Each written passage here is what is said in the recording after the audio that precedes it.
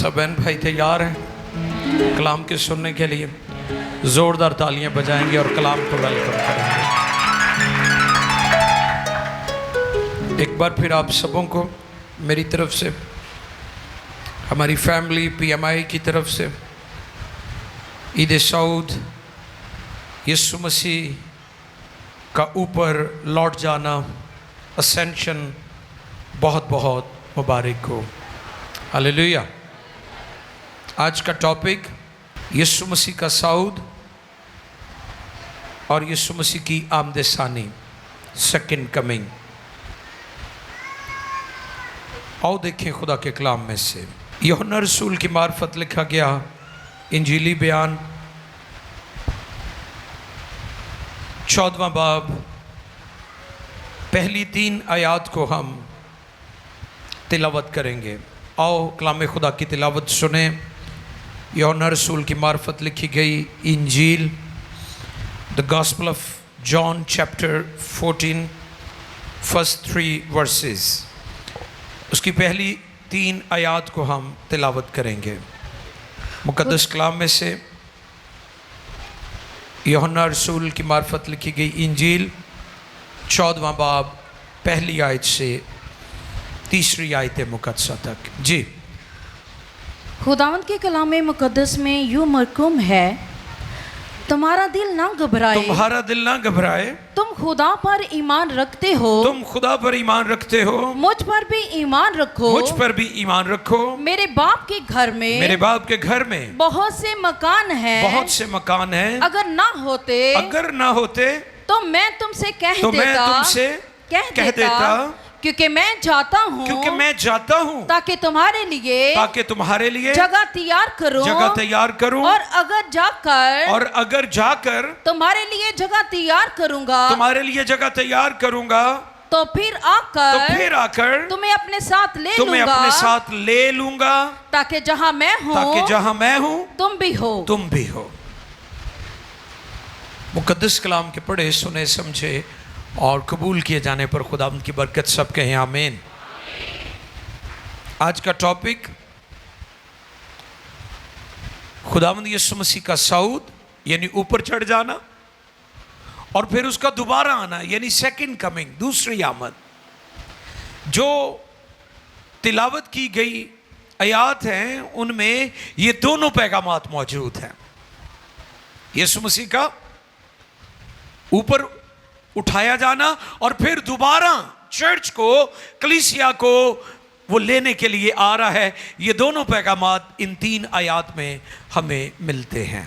यीशु मसीह के ऊपर यानी आसमान पर जिंदा होने के बारे में सारी कौमें यकीन रखती हैं। दुनिया और अदियान की किताबें इस बात को मानती हैं कि यीशु अल मसीह, और हमारे बहुत सारी अक़वाम उन्हें हज़रत ईसा मसीह भी कहती हैं, वो कहती हैं वो जिंदा है आसमान पर। वो ये कहती हैं कि यीशु मसीह जिंदा आसमान पर उठाए गए हैं, लेकिन वो ये नहीं कहती वो सलीब पर मसलूब भी हुए थे, वो दफन भी हुए थे और तीसरे दिन मुर्दों में से जी उठे थे।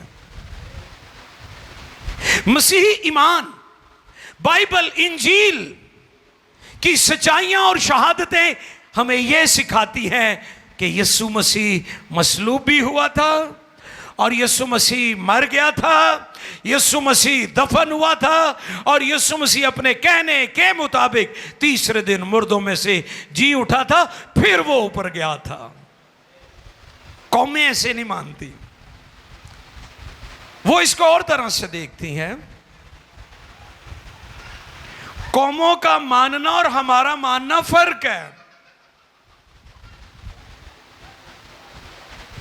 इस बात को ज़हन नशीन कर लें। कई दफा हम बड़े खुश होते हैं जी, वो कहते हैं यीशु मसीह जिंदा आसमान पर है, वो ये कहते हैं, लेकिन वो ये नहीं कहते वो मसलूब हुआ था। हमारे ईमान की बुनियाद उसकी मसलूबियत है। हमारे ईमान की बुनियाद वो मर गया था और दफन हुआ था और तीसरे दिन मुर्दों में से जी उठा था। ये बुनियाद है हमारे ईमान की, फिर ऊपर गया था। इसलिए लोगों को दुरुस्त भी किया करें, चुप करके ना बह रहा करो कि जो किसी ने कहता हो मान लिया। नो नो नो, हम वो मानते हैं जो बाइबल कहती है। मसीही ईमान इसलिए स्ट्रांग है कि इसकी जो फाउंडेशन है, इसकी बुनियाद जो है, ये बाइबल बेस्ड है, ये रूटेड है। इसकी रूट्स जो है वो खुदा के इल्हाम में है। यीशु मसीह कंवारी से पैदा हुए। हम रसूलों का अकीदा पढ़ते हैं ना, मैंने पिछले दिनों इस पर बताया था कि ये हमारी फेथ स्टेटमेंट है, रसूलों का अकीदा। अक्सर लोग पूछते ताड़ा कलमा की है, कहते हैं ना, आपसे सवाल मुझे से करते हैं ना, तो आप ये फेथ स्टेटमेंट है, कलमे से मरा आपकी फेथ स्टेटमेंट क्या है, आपका बिलीव क्या है। हमारा बिलीव रसूलों का अकीदा है, जो हमारी ज़बूरों की किताब में, वर्शिप सॉन्ग्स की जो किताब होती है उसमें वो दर्ज है, वहां से पढ़ा करें उसको, और बच्चों को भी याद करवाया करें। रसूलों का अकीदा आप सबको आना बहुत जरूरी है, क्योंकि ये हमारी फेथ स्टेटमेंट है। वहां पर यीशु मसीह का कंवारी से पैदा होना भी मौजूद है।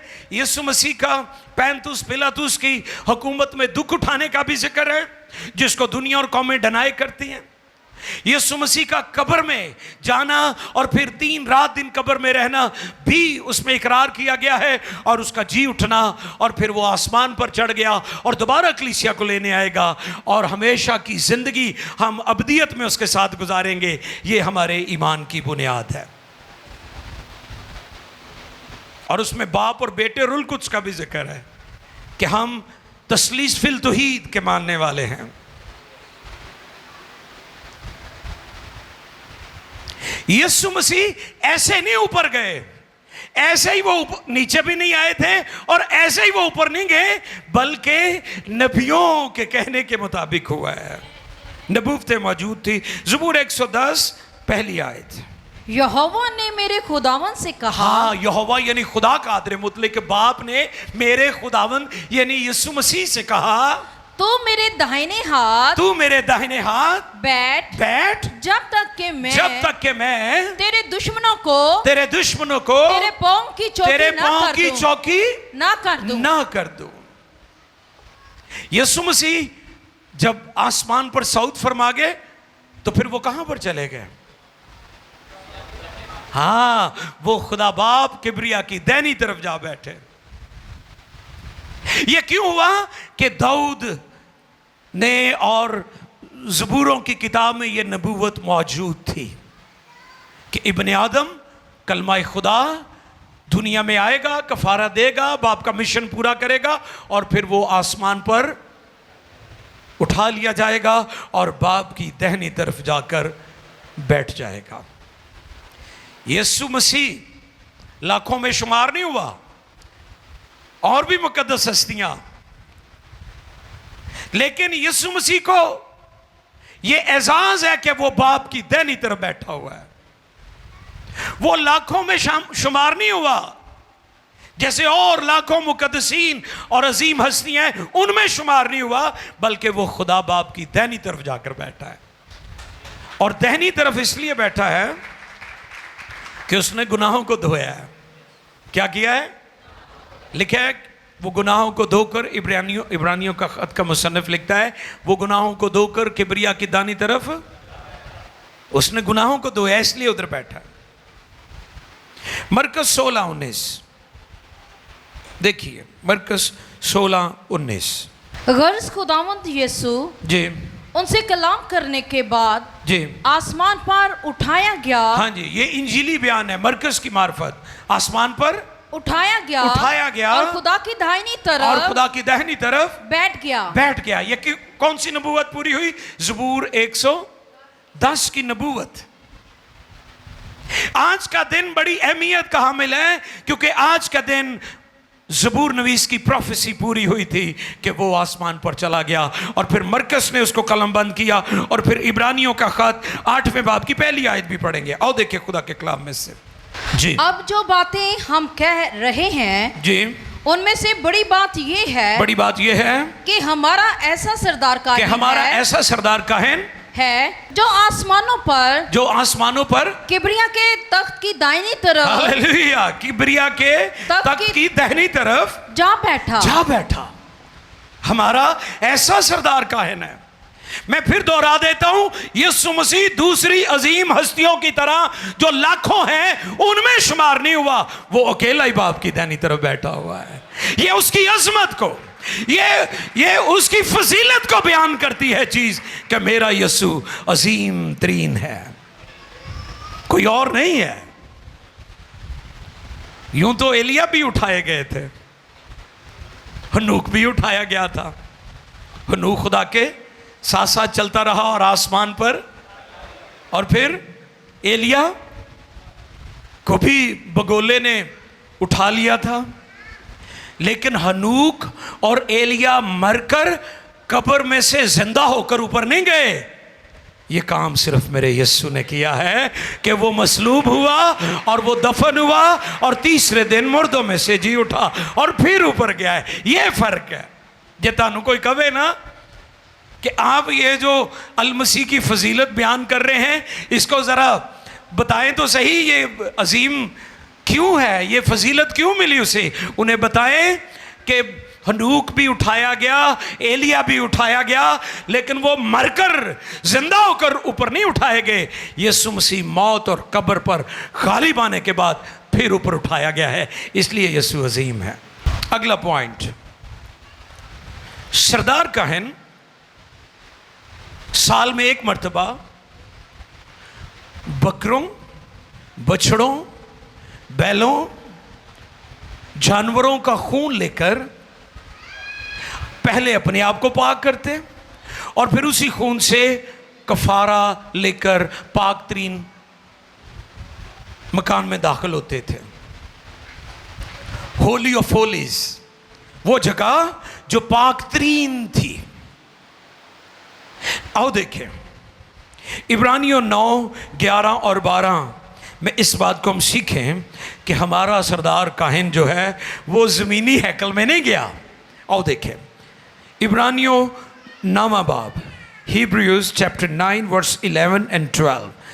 इब्रानियों 9वें बाब की 11वीं और 12वीं आयतें मुकद्दसा। जी, लेकिन जब मसीह आइंदा की जी अच्छी चीजों का सरदार काहिन जी होकर आया तो उस बुजुर्ग तर जी और कामिल तर खैमा की राह से जी जो हाथों का बना हुआ, हाँ जी, जो हाथों का बना हुआ यानी इस जहां का नहीं, यानी वो हैकल जो सुलेमानी हैकल थी, जो जमीन पर थी, जो यरूशलेम में थी, जो इज़राइल में थी, और आज उसे बनाने की कोशिश की जा रही है। सुन लीजिए, हमारा ऐसा सरदार काहिन है, वो इस हाथ की बनी हुई हैकल में लेकर नहीं गया हमारे गुनाहों के कफारा के लिए खून, बल्कि सुने जरा वो कहां पर लेकर गया, और बकरों और बछड़ों का खून लेकर नहीं। हाँ, फिर ना ही वो जमीनी हैकल थी, ना ही वो हाथ की बनी हुई हैकल थी, इंसानों ने तामीर किया था, बल्कि बकरों और बछड़ों का खून भी नहीं उसने लिया। क्या किया फिर उसने? बल्कि अपना ही खून लेकर पाक मकान में एक ही बार दाखिल हो गया और अब्दी खलासी कराई। हालेलुया। वो ऊपर वाली हैकल में चला गया, वो ऊपर वाले मुकद्दस मकाम पर चला गया जहां पर कोई और नहीं जा सका। वो वहां पर चला गया है और अपना खून लेकर गया है, ताकि हमें, इसलिए मसीहों को आज कुर्बानियों की ज़रूरत नहीं है, क्योंकि हमारी अब्दी खलासी हो चुकी है। हालांकि पुराने अहदनामा में इन कुर्बानियों का तज़किरा मौजूद है। ये कुर्बानियां गुजरानी जाती थी, ये कुर्बानियां नई नहीं हैं। आज की दुनिया ने नहीं इसको शुरू किया, पुराने अहदनामा में ये कुर्बानियां मौजूद हैं। ओल्ड टेस्टमेंट भरा हुआ ऐसी कुर्बानियों से, लेकिन वो कुर्बानियां वक्ती थी, आर्जी थी, लेकिन वो कुर्बानी जो सलीब पर दी गई है और वो खून जो हमारा सरदार काहिन लेकर गया है, वो आसमानी मकामों पर उस हैकल में लेकर गया जो ऊपर है, क्योंकि ये ज़मीनी हैकल उसी हैकल का नक्शा थी। अब ये नहीं है, ये इंसानों ने बनाई थी और कई बार बर्बाद हो गई। अब दोबारा उसे बनाने की कोशिश की जा रही है और पूरी दुनिया का अमन दांव पर लगा हुआ है। लेकिन मैं आपको बताना चाहता हूं, हमारी हैकल आसमान पर है, जिसमें हमारा सरदार काहिन दाखिल हुआ है। उसके ऊपर जाने से कलीसिया को क्या फ़ायदा हुआ? लिखा है ना, मेरा जाना तुम्हारे लिए फ़ायदामंद है, मेरा जाना तुम्हारे लिए। शागिर्द उदास हो जाते थे ना, जब आपका सरबरा, आपका लीडर आपको छोड़कर जा रहा है, जिससे आपकी उम्मीदें वाबस्ता हैं, आप उदास हो जाते हैं, परेशान हो जाते हैं। शागिर्दों का भी यही हाल था, वो उदास हो जाते थे। तो खुदावंद इस बात को कोड करते थे, मेरा जाना तुम्हारे लिए फ़ायदामंद है, तुम्हारे फ़ायदे की बात है। उसके ऊपर जाने से चर्च कलीसिया को क्या मिला? और देखें इफिसियों 4 बाब 8वीं 9वीं और 10वीं आयत, इन आयात को हम तिलावत करें। इफिसियों, Ephesians chapter 4 verse 8, 9 and 10। देखिए खुदा के कलाम में से, जब वो आलमे बाला पर चढ़ा, जब वो आलमे बाला पर चढ़ा तो कैदियों को साथ ले गया। हालेलुया, ये भी काम होया है। यानी यीशु मसीह ऊपर गया है ते उन्हें दरवाजा भी खोल देता। पहले रूहां पाताल च यानी जमीन के नीचे सन। फायदा वेखो कितना होया है। वो मुकद्दसीन जड़े रुके हुए सन, जड़े ऊपर नहीं सी जा सकते क्योंकि राह ही नहीं सी है, दरवाजा ही बंद सी। फायदा वेखो कितना होया है कि उसके ऊपर जाने से इतना बड़ा फायदा हुआ है। वो मुकद्दसीन जो पुराने अहदनामा के थे, मरे हुए थे, कब्रों में दफन थे, यीशु मसीह उनको भी अपने साथ ले गया, दरवाजे खोलते। हुण असी आसमान की बादशाही च आसानी ना जा सकते हैं, फायदा हो गया। हालेलुया। पढ़े आगे।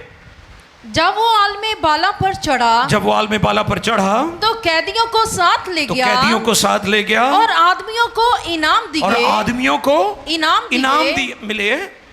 उसके चढ़ने से और क्या पाया जाता है? क्या पाया जाता है? सिवाय इसके कि वो जमीन के नीचे के इलाका में, यानी वो नीचे उतरा भी था, फिर नीचे के इलाका में उतरा भी था, और ये उतरने वाला वही है, जो सब आसमानों से भी ऊपर चढ़ गया, ताकि सब चीजों को मामूर करे, और उसी में बास को रसूल। बहुत शुक्रिया। फिर ये आगे 5-fold मिनिस्ट्री शुरू हो जाती है।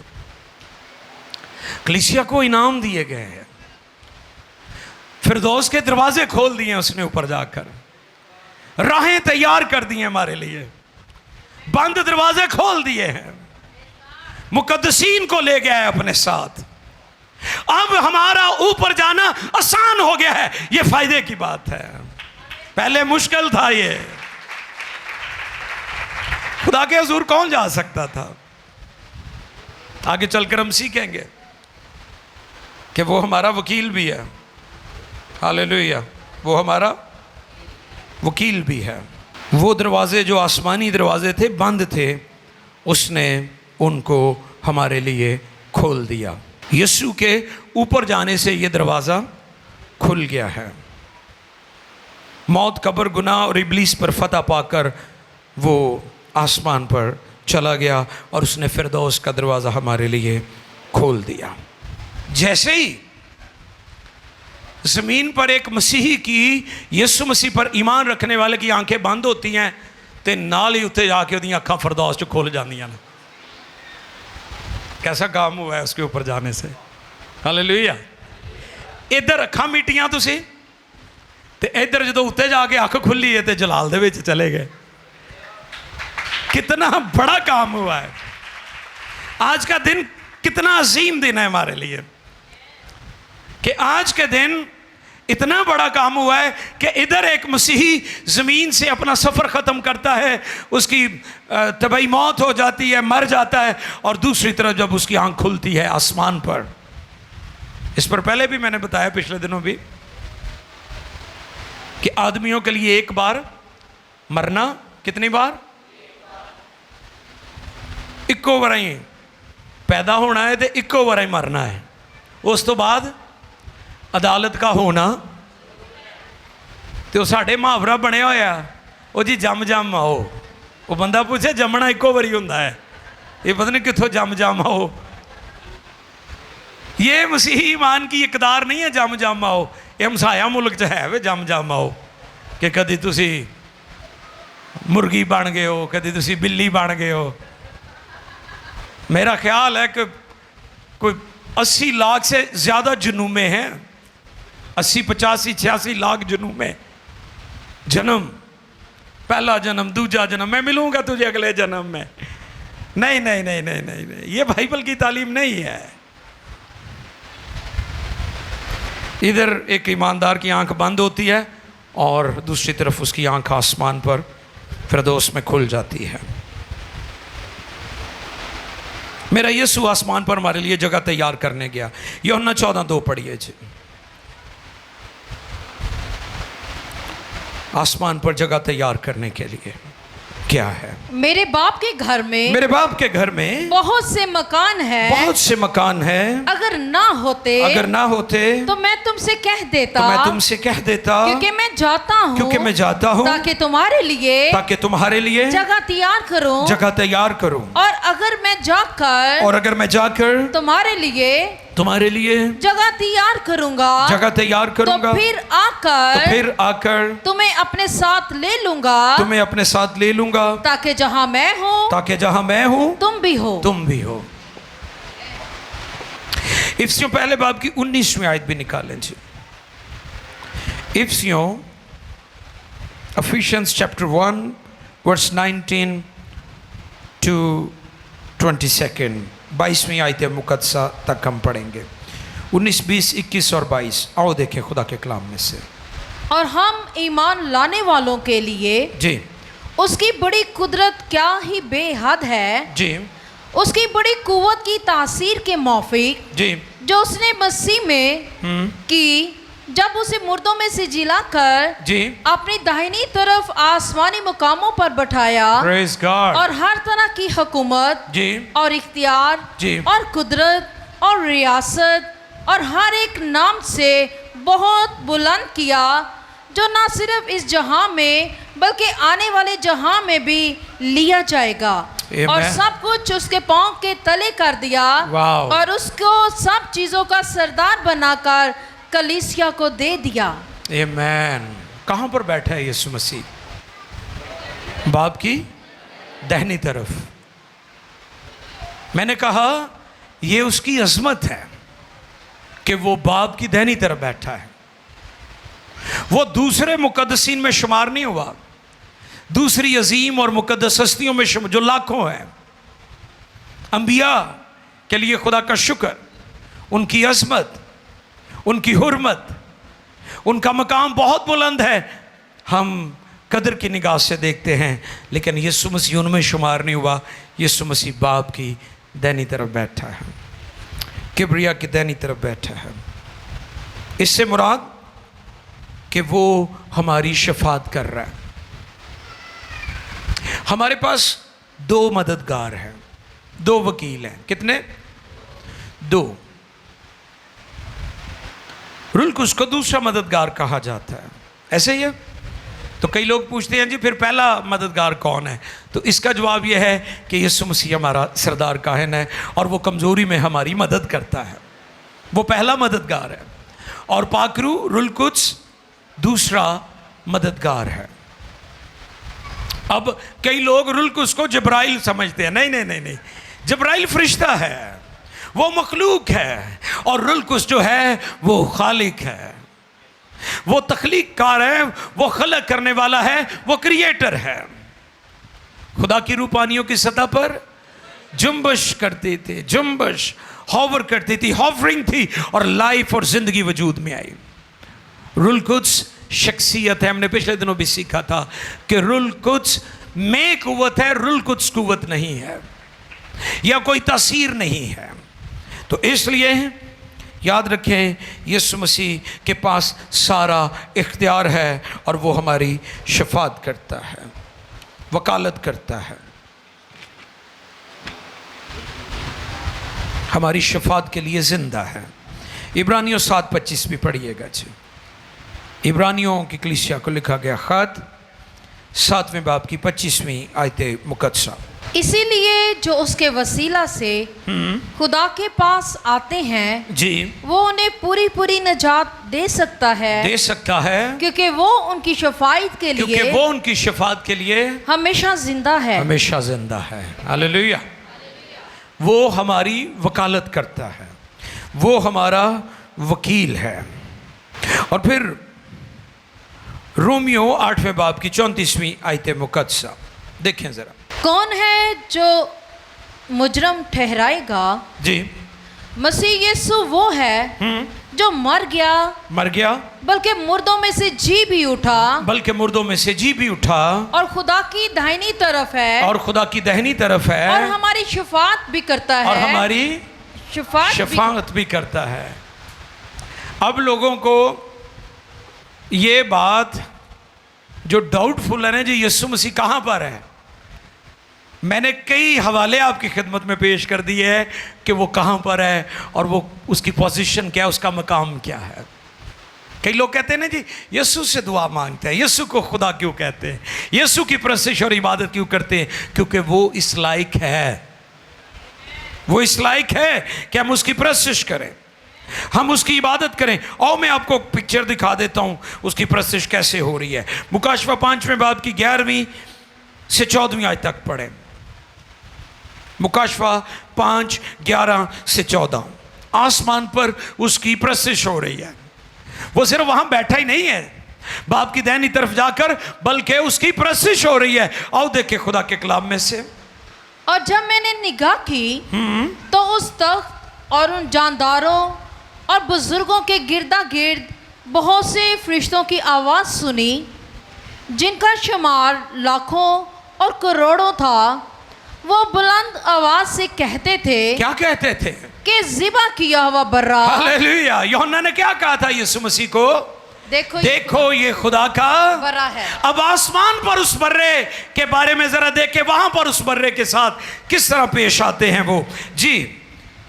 और वो बुलंद आवाज से कहते थे कि ज़िबा किया हुआ बर्रा ही कुदरत और दौलत और हिकमत और ताकत और इज्जत और तमजीद और हम्द के लायक है। आओ उस बर्रे के लिए जोरदार तालियां बजाएं। वो सिर्फ मेरा यीशु है। आसमान पर फरिश्ते उसकी इबादत कर रहे हैं और उन फरिश्तों की तादाद करोड़ों की तादाद में है। कोई नाम ही मन्ने इस गल। कई कहते हैं कि यीशु ने कब कहा कि मैं खुदा हूं, मेरी इबादत करो। ते फिरौन कहंदा सी मैं खुदा हां, ते मान लेना चाहिए। अच्छा, जड़ा कवे मूंहों वो भावें होवे ना, उसने अपने कामों से जाहिर किया कि वो इलाही जात है।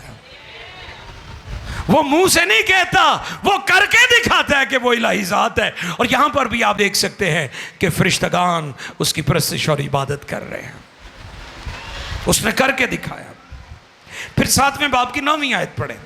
मुकाशवा 7वें बाब की 9वीं आयत से भी हम इन हवाला जात को देखेंगे। ये बड़े ज़रूरी हवाला जात हैं ताकि आपकी मदद हो सके और आप यीशु मसीह की ज़ात के बारे में आपके कॉन्सेप्ट क्लियर हो सके। आओ देखें। इन बातों के बाद 7-9 में जी, इन बातों के बाद जो मैंने निगाह की तो क्या देखता हूँ कि हर एक कौम और कबीला और उम्मत और अहले जुबान की एक ऐसी बड़ी भीड़ जिसे कोई शुमार नहीं कर सकता, सफेद जामे पहने और खजूर की डालियां अपने हाथों में लिए तख्त और बर्रा के आगे खड़ी है और बड़ी आवाज से चिल्ला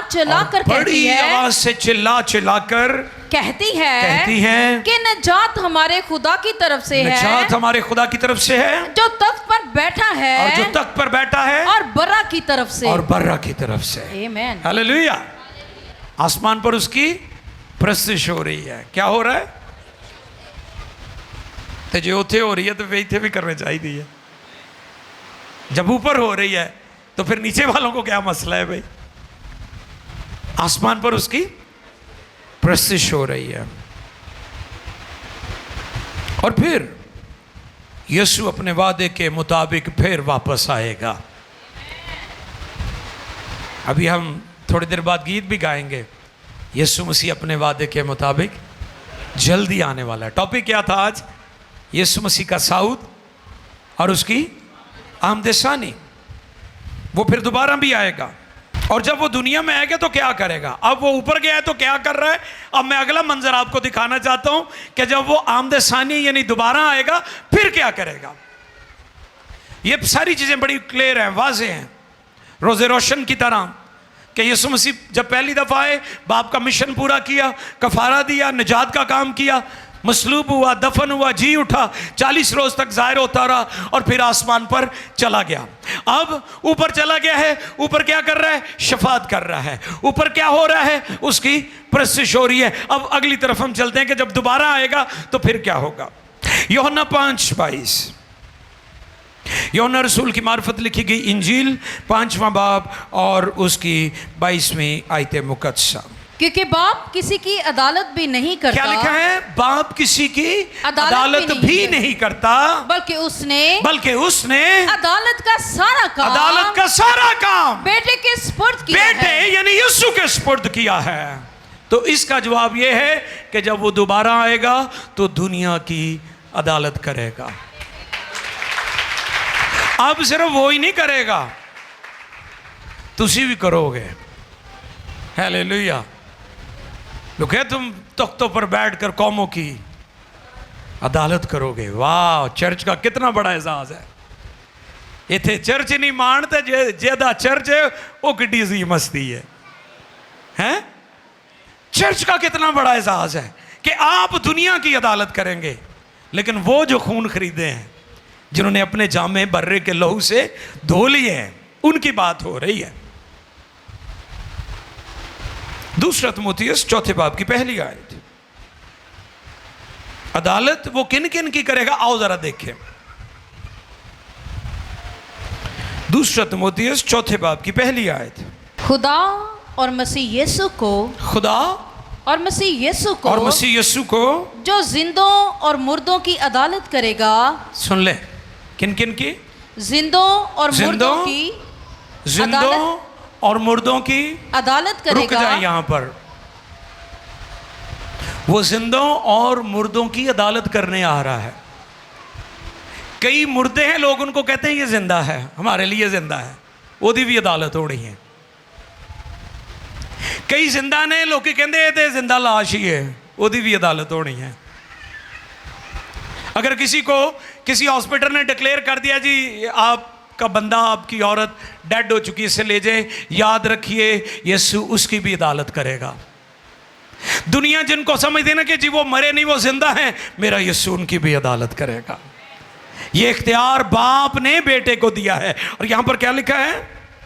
यीशु मसीह जो जिंदा और मुर्दों की, खुदा और मसीह यीशु को जो जिंदों और मुर्दों की अदालत करेगा, गवाह करके और उसके ज़हूर और बादशाही को याद दिलाकर मैं तुझे ताकीद करता हूँ कि तू कलाम की मुनादी कर, वक्त और बेवक्त मुस्तैद रह, हर तरह के तहम्मुल और तालीम के साथ समझा दे और मलामत और नसीहत कर।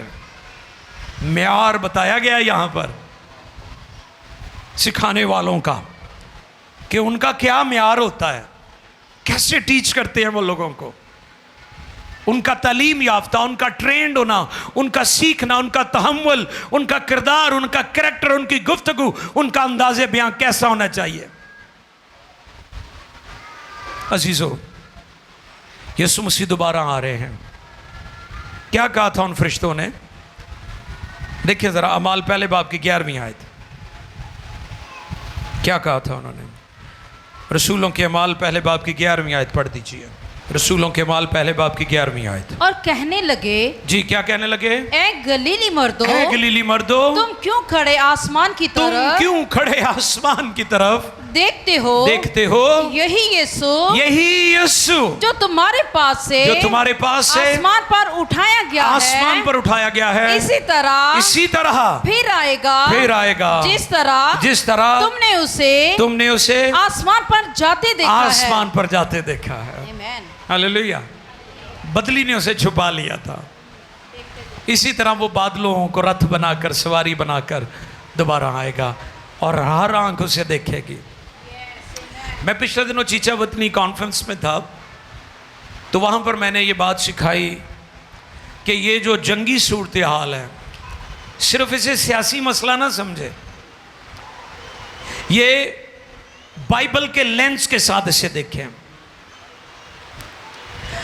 हमारी दुनिया मुखालफे मसीह के दौर की तरफ बढ़ रही है, हमारी दुनिया जंगे अजीम की तरफ, जो वर्ल्ड वॉर Z होगी उसकी तरफ बढ़ रही है, जिसका मकाम यरूशलेम होगा, जहां पर पूरी दुनिया कौमें लड़ाई करेंगी। और फिर कलाम की ये आयत उस वक्त पूरी होगी कि हर आंख उससे देखेगी। सारी दुनिया के कैमरे जो हैं वहां पर लगे होंगे, और जंगे हर मजदून के मकाम पर जब वो लड़ाई हो रही होगी तो मेरा यीशु आसमान से आएगा और आपकी दुनिया, आपके कैमरे, आपका नेशनल मीडिया, इंटरनेशनल मीडिया, आपके जितने न्यूज़ चैनल हैं वो जंग की कवरेज कर रहे होंगे और मेरा यीशु आसमान से आ जाएगा। तो कलाम की ये आयत पूरी हो जाएगी, हर आंख उससे देखेगी। क्योंकि आप कहते होंगे ना कि हम तो उधर होंगे नहीं। कहां से उठाए गए थे यीशु मसीह कोए, और उतरेंगे कहां पर? वो जहां से उठाए गए वही उतरेंगे। कई कहते ना इधर उधर, नहीं, वो जहां से उठाए गए, कोए जैतून माउंट ऑलिव से उठाए गए, वहां से फिर वो दोबारा आएंगे। और कलाम में यह भी लिखा है कि वहां पर उसका तख्त लगेगा, और जब वो कोए जैतून पर उनके पांव टिकेंगे वो दो हिस्सों में हो जाएगा, और फिर उसके तख्त से एक दरिया बहेगा, एक आधा मशरक और आधा मगरब की तरफ। और जब वो दरिया बहेगा तो बहरे मुर्दार का कड़वा पानी जो है, जहरीला पानी जो है, वो मीठा हो जाएगा। और यही काम मेरा यीशु करता है। जब किसी की जिंदगी में आ जाता है, गुनाह की कड़वाहट चली जाती है, उसकी जिंदगी में रास्ती और पाकीज़गी आ जाती है।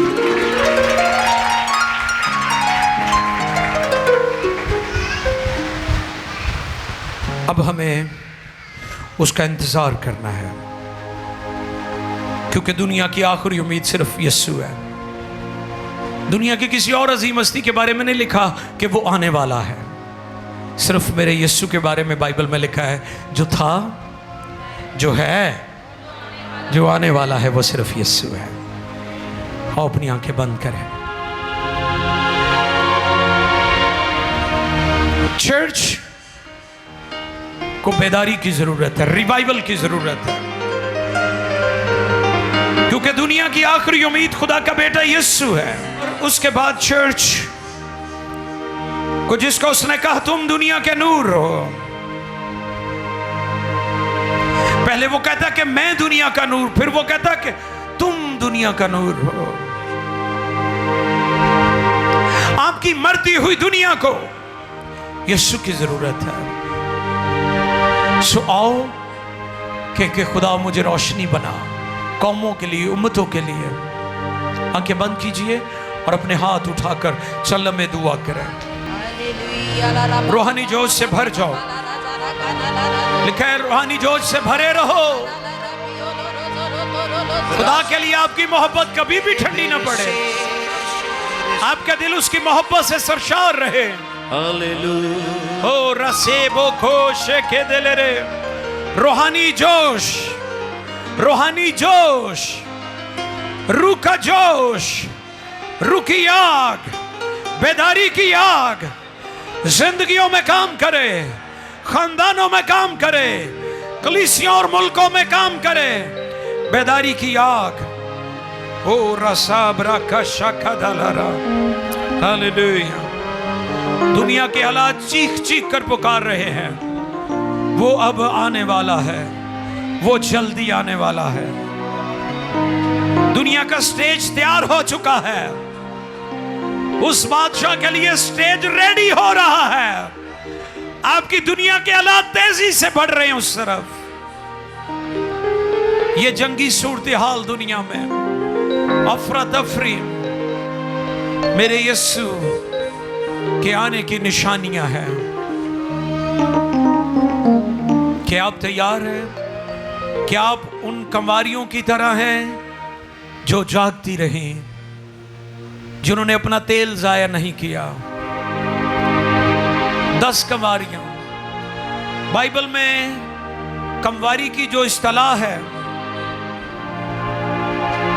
ये पाक लोगों के लिए इस्तेमाल हुई है, जिन्हें नजात मिल गई, जिन्होंने अपने जामे बर्रे के लहू से धो लिए, जिन्होंने तौबा की और बपतिस्मा ले लिया, जो उसके खानदान में शामिल हो गए।